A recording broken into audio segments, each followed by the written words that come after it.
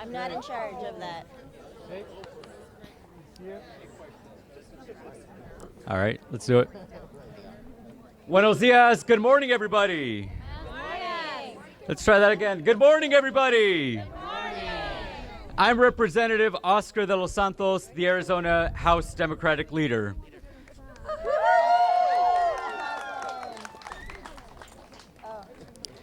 Today, my Democratic colleagues and I are proud to unveil our 2026 agenda, an Arizona we can afford.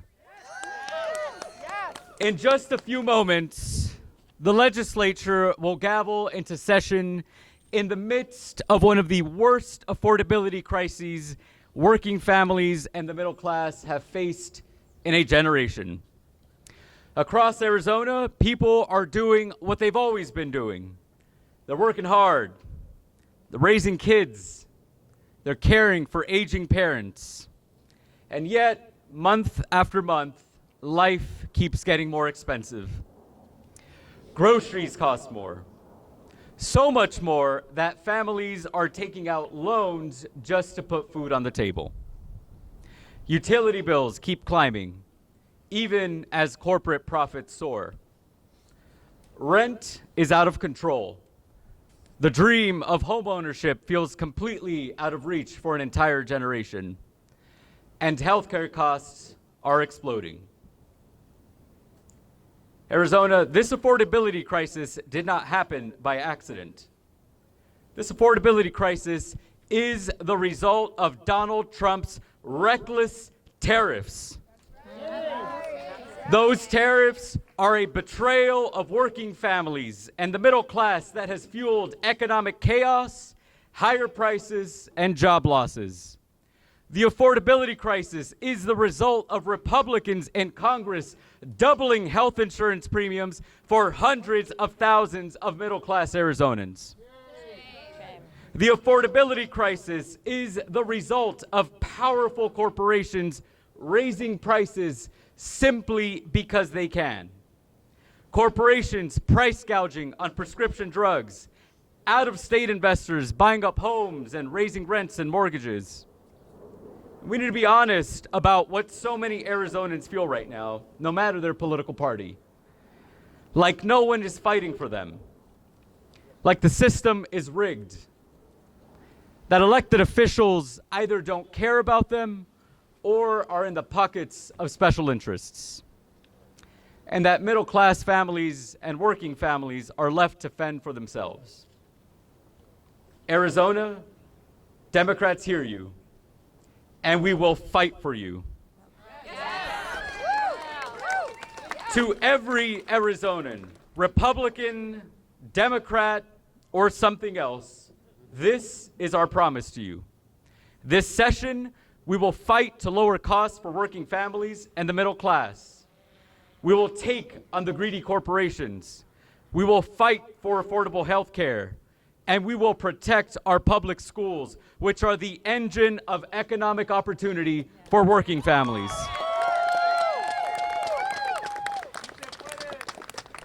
Because when working families do well, Arizona does well.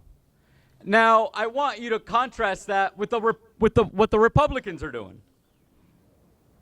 They aren't losing sleep over rents. They don't care that your utility bills are rising. Instead, they're focused on political games and petty grievances.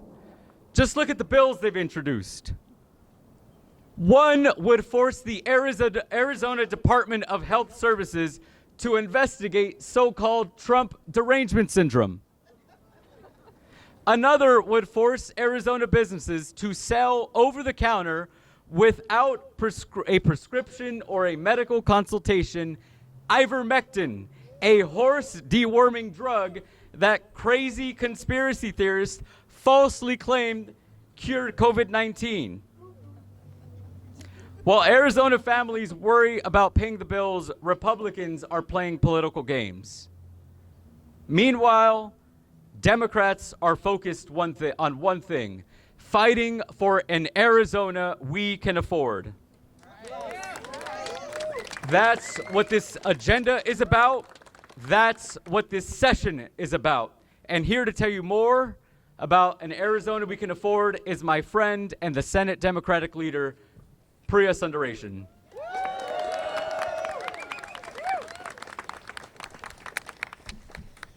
Thank you, Leader De Los Santos. Good morning. I am Senator Priya Sundaresan, the Arizona Senate Democratic leader. I'm excited to be here today. What you just heard is the reality that families across Arizona are living every day. And what I want to talk about now is this. What are we as Democrats going to do about it? Our agenda this session is simple, it's focused and urgent. In Arizona, we can afford. Affordability isn't just a slogan or a phrase we use lightly. It's whether a parent can buy groceries, whether a senior can afford their prescriptions, whether a young family can stay in the neighborhood that they love, or whether they're being priced out by forces completely beyond their control.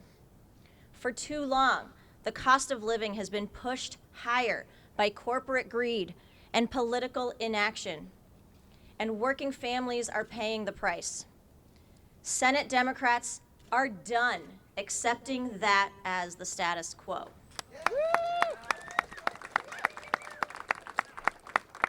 We are taking on the corporate practices that are driving up everyday costs.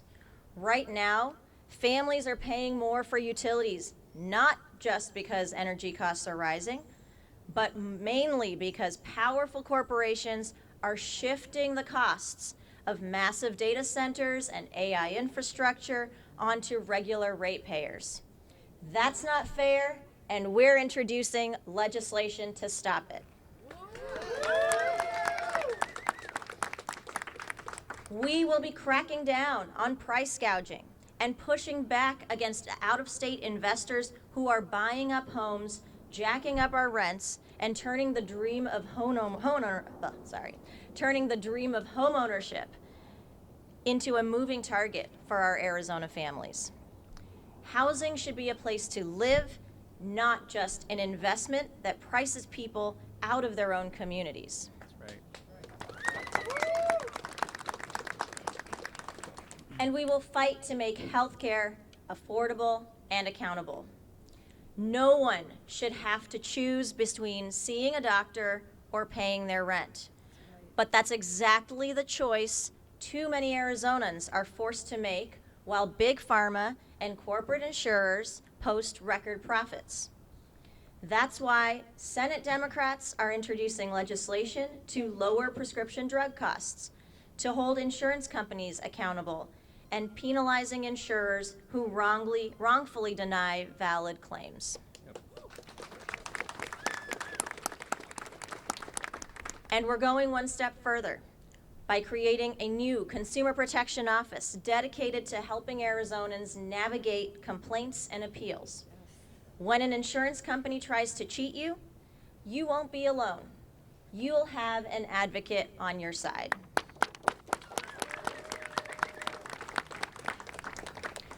We're also committed to protecting public education and expanding opportunity. Because affordability isn't just about today, it's also about the future. We know public schools are the backbone of our economy and the most powerful engine of opportunity that we have. Yep. Yet Republicans continue to undermine them while allowing the unaccountable ESA vouchers to be abused by wealthy families for luxury purchases that have nothing to do with education. Boo. Shame. Well, Democrats are fighting back by cracking down on fraud, restoring transparency, and ensuring that taxpayer dollars actually serve the students. We will renew Prop 123 to lower class sizes to guarantee free school meals, because no child should try to learn while hungry.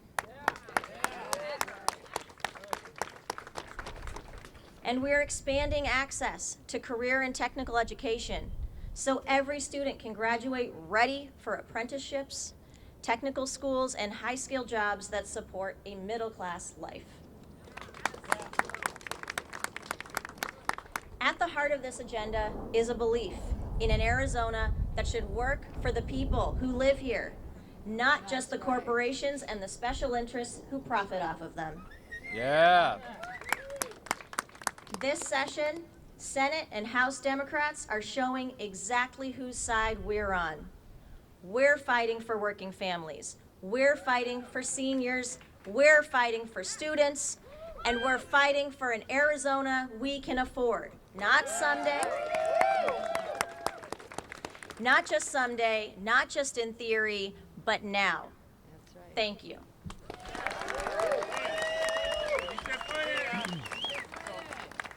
Good morning, guys. Howie. Let's ask the obvious question here, which we want to fund certain things. We want to fund public schools. We'd like to fund a consumer protection office, all the rest of that. Do you believe that we should exempt overtime and tips from state taxes? I mean, since when are tips not wages? I can go ahead and answer that, Howie. Arizona House and Senate Democrats are focused on building an Arizona we can afford, and that means using every tool at our lever to bring down costs for middle-class families and working families. We look forward to supporting Governor Hobbs's middle-class tax cut package, and we look forward to balancing the budget and making sure that we don't cut public education, that we don't cut healthcare services, and that we invest in all the things we talked about. And by the way, we can do that by cutting out the waste, fraud, and abuse in the disastrous billion-dollar ESA program. Next question. Right here, please. Thank you. Turn the microphone, the other microphone, just so you're speaking into that. Great. Representative Rio Santos, Please. the Republicans have introduced a much larger tax cut package than the governor is proposing. They expected to go to the governor's desk on Thursday. She's indicating get a signature. What's the step after that? Actually, if she vetoes the tax package that the Republicans broadly support as a majority.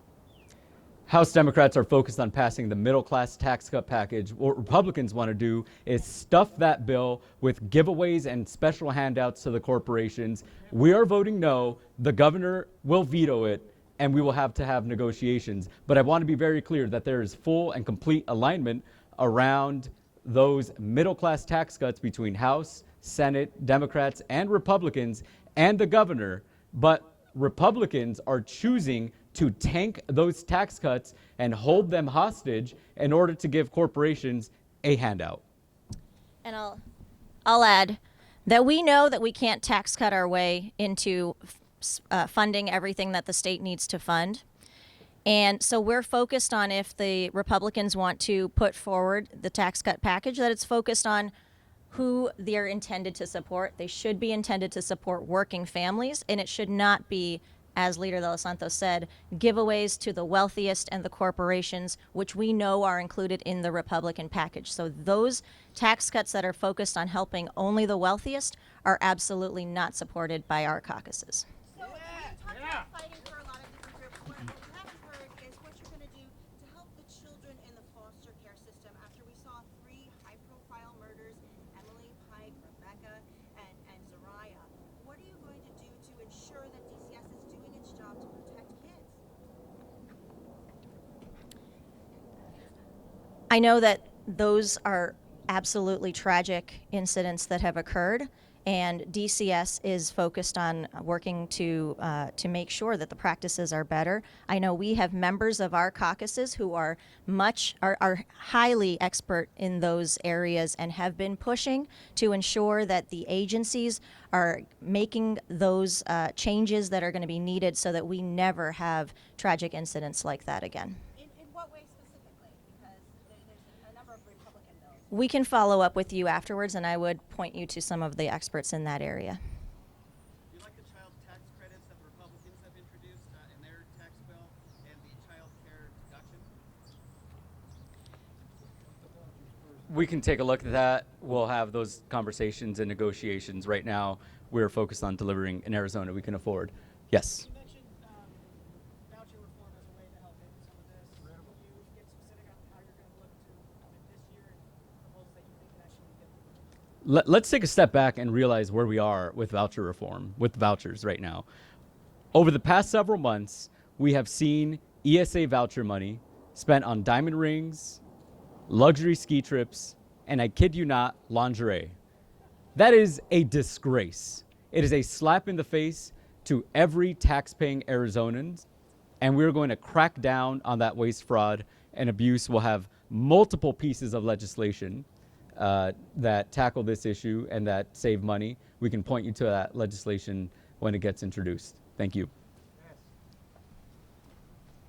Speaker needs the thing at 10, so we can probably. One more question? Yeah. And we can always follow up individually too as well. Manuelita.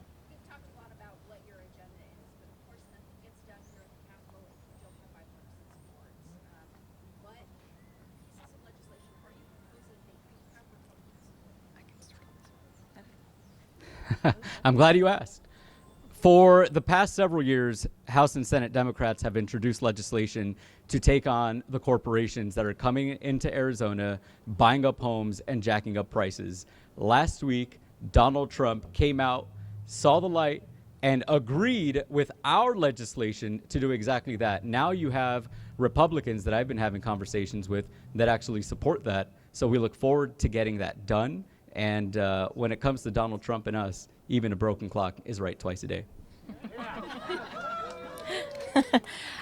That was a great answer, Leader de los Santos. I think I'll just add that we have those ideas. What we've seen is Republicans are now starting to copy some of those ideas. Where we can find that common ground, we would love to work with Republicans. They do need to be able to, they do need to talk to us. They need to talk to our members who have long had some of those ideas to make sure that that Arizonans have an affordable Arizona to live in. So we welcome those conversations, and you know, we'll see where it goes from there. But it does require them to talk to us and perhaps even give some of our bills a hearing. We challenge them to do so. Thank you much, everybody. Thank you.